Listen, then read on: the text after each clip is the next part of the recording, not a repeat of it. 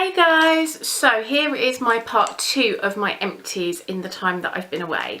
Today it's all either makeup or fragrance, and I have got quite a few because, as you know, it's been a little while. The first one is this, and this is from Marks and Spencer's, and this is a fragrance and it's by the Autograph collection. It's called Izzy's. I shared this with you in a favourites video a little while ago. This is their version of Izzy Miyake. And it smells beautiful, and it's really nice for just like a light fragrance through the day. And it's also really good value because I think it's 100 mils and it's about £16. So this has been like my go-to quick spritz to freshen up and just feel fresh and nice and smell delicious. And it's got really nice memories for me as well, so I will definitely be rebuying this. The next one is Very Hollywood from Michael Kors. Now, this one, I love the smell of it, but it just didn't last on me. It reminds me of Burberry Weekend. It's got that kind of coconutty undertone, but unfortunately it just didn't last. I did pick this up in a gift set with the body lotion, but that went ages ago. And I like it, but I don't love it, so it's probably one that I won't repurchase. Next up is a 30ml bottle of My Miracle by Lancome, and you know that this is probably my all-time favourite, or at least one of my all-time favourites. I already have another bottle sat there on my dressing table, so that tells you how much I love this. And I was a very, very lucky girl, and I actually got two 30ml bottles for my birthday from separate people as gifts, so I will definitely be repurchasing it, and I will definitely continue to wear it. Moving on from fragrance, this here has got all my Empty Beauty products in it, so I'm just going to tip it out. Oh, actually I can see one hair in there as well, and I've got a couple of nails, but I considered those beauty. Let's do the little hair one that I saw. This is the hair one, and this is the Macadamia Healing Oil Treatment, and this is in the little diddy size. This is something I really enjoyed using. My main favourite hair oil was Moroccan oil, and I was addicted to it.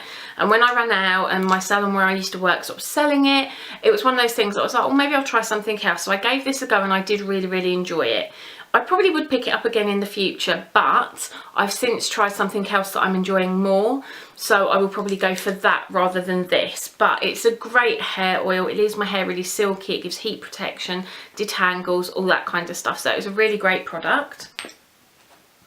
Nail polish wise, I have this, which is the Grow Stronger from Essie, and it looks like there's masses in there. Now the truth is, it is probably about here, which is just the sort of like the top of the E, but it's got so thick that I can't actually get it on my nails, and I didn't want to use thinner or anything like that because it's actually a strengthening treatment. I love this. I will repurchase it again. At the moment I'm using my OPI Nail Envy, but what I tended to do was use a coat of that and then a coat of this over the top. At the moment my nails are in quite good condition, so it's not something I necessarily need, so I'm just going to carry on with my Nail Envy for the time being, but this will be definitely something I pick up again. I've then got two top coats. The first is this, which is the Quick Dry Top Coat from Revlon. Really, really like this. Again, it's way down the bottle and it's got thick, which is the only reason that it's in my empties. I love it. I would purchase it again in a heartbeat. And then this is probably one of my all-time favourite top coats, and this is Rapid Dry from OPI. I've used this one on and off for years, and it's something I will continue to buy. I think this and Seche Vite are probably my favourite. I used to love Out the Door, but I've kind of gone off of that, and I think that this one and the Seche Vite are my two, so definitely be repurchasing this. Next, I've got a foundation empty, and it is my Make Up For Ever HD High Definition Foundation. And it's really, really misleading because when it comes down and you use it, you can't actually see through the container to see if it is all gone. Now, this was in the shade 160, and this is a shade that I picked up when I was in Vegas. I have come to the decision that it's got a little bit too much sort of like red in it, or pink. So when I repurchase this, which I will because I do really love the foundation, I think I'm going to try another shade. I think somebody said to me 123, but I'm going to do a little bit of research because here in the UK we have to either order it online from Guru Makeup Emporium, or I don't know if you can get it from Sephora and then get it shipped over, in which case I might do that because they do the kit for like $79. But yeah, this is the HD foundation, and it's been one of my favourites. Just for me, it was the colour, and when it does sit straight in your drawer or wherever you store it, you can kind of see where it is, but to me it looked like there was loads left. But I'm not gonna stress myself out trying to get it open to see, because the colour wasn't quite right, and now I'm ready to move on, and I've got other foundations that I like just as much. So I'm sitting here trying to unscrew it while I talk to you. I'm so strange. But anyway, so that was that one. The next one was this, which is the 123 Perfect from Bourjois, and this is in the shade 56. Now this shade, 56 is my shade from Bourjois in the Healthy Mix. Is it the Healthy Mix? Not the Healthy Mix serum, because that one wasn't for me, it was a bit too light, but the original Healthy Mix. And 56 in this comes up a lot lighter, but I did genuinely really enjoy this foundation. This for me was one that if I couldn't decide what to do, or I was feeling perhaps a bit blah, this would be what I would put on, and I was always really happy with it. I loved it. It is something I would buy again, and I really like the idea behind it, that it's got the yellow, the purple and the green pigments to sort of like brighten and correct. So a great drugstore foundation. A lip product now. Now this isn't quite empty, but it's gone a little bit smelly, so that's why this is in here. And this is the Extreme Sexy Mother Pucker Extreme Plump XL from Soap and Glory. Now this is probably one of my favourite lip plumpers. It really does tingle, almost to the point of it hurting a little bit, but I personally quite enjoy that. I will definitely pick up another one of these in the future. At the moment, where I've just bought quite a few lip glosses and that kind of thing, it's not something I'm going to rush out and do, but I will definitely buy another one of these.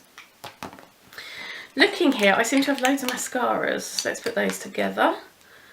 Oh, I found another little fragrance sample. This is Miss Dior from Dior, obviously, but this is the Blooming Bouquet, and this was a little sample. I liked it, but the Miss Dior is probably still my favourite of the two, so it's not something I'll purchase, but it was really nice to try. Now, this for me is a little bit of a shame and a little bit of a shocker.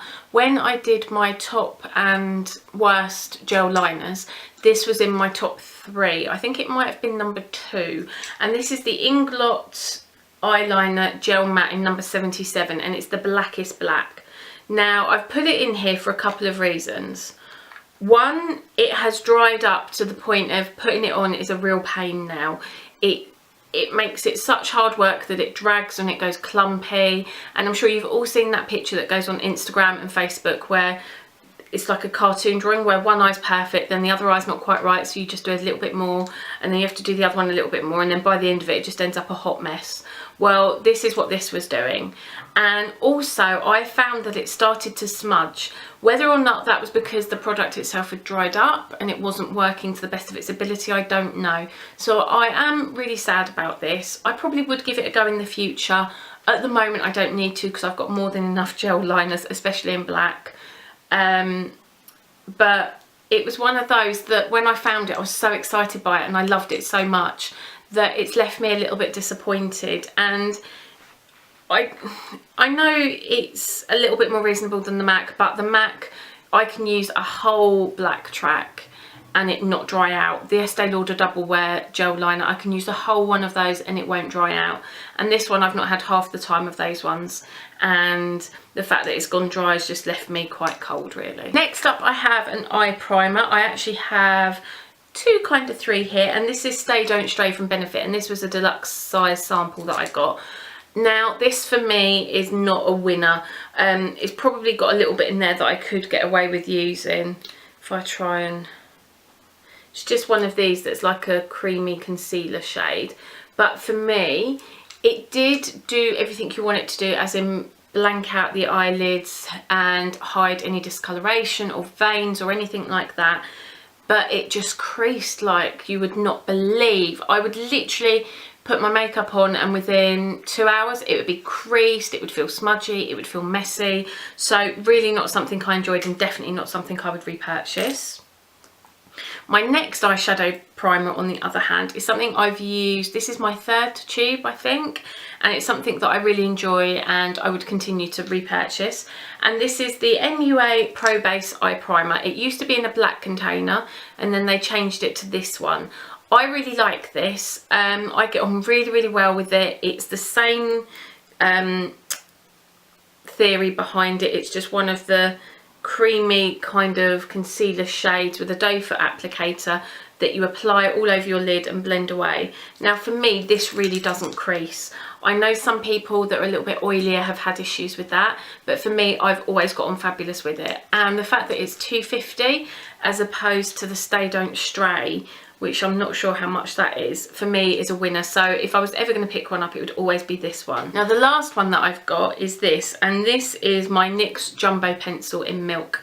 And there is some pencil left still up to here, but the reason I've put it in is every time I sharpen it, it's just crumbling. So it's just too messy, and I'm just going to order another one. I love this. I like to use it underneath my brow for my highlight. Also, if I put on, say, the MUA base or soft ochre from MAC, and I want something that's really going to brighten up the eye colour that I was going to put on, this would be what I would then put on top of that. But you do have to blend them out quite well, because where they're so creamy, I do find they crease. I actually wore the black one yesterday, and I found that I just got a tiny bit of creasing around my socket line, but with my finger I was able to just blend it out again, and where the shadow I had on top of it was so black, it worked fine. But yes, that's just something to consider with these. They are fabulous, but make sure you use another primer underneath them and blend them out really, really well. Next up, a primer which I've spoken to you about before, I'm sure, in a favourites. And this is the Smashbox Photo Finish More Than a Primer Blemish Control. And this was a sample that I got when I purchased my full exposure palette back in January, I think it was now. And this is a 7ml sample. Now this lasted me ages, and I love it. It kept my skin matte, it filled my pores, and the fact that it's got salicylic acid in it for me was a winner, because when I did have blemishes and my skin was going a little bit crazy, this for me just felt like the best primer possible, because I knew it was oil free, I knew it wasn't blocking my pores, but I knew at the same time it was also kind of treating them. I have repurchased this already, that's how much I like it. So a great primer, and one that I will definitely continue to purchase. A blusher, and again, it's not used up, but the packaging has just got so minging on it. I mean, look at that. I don't even know if you can see on the screen, but it is just vile. And the NARS packaging I find really disappointing, because it does all go like this. I've tried cleaning it with baby wipes, with eye makeup remover, everything. It just stays looking grubby, and this one now has kind of got a little bit sticky, probably maybe where I have tried to clean it. But this is NARS Orgasm, and it is a shame because there is still a lot in there, and I've not hit pan, but it's kind of seen better days, and I think where it has seen better days, it's not really giving off much pigment now either.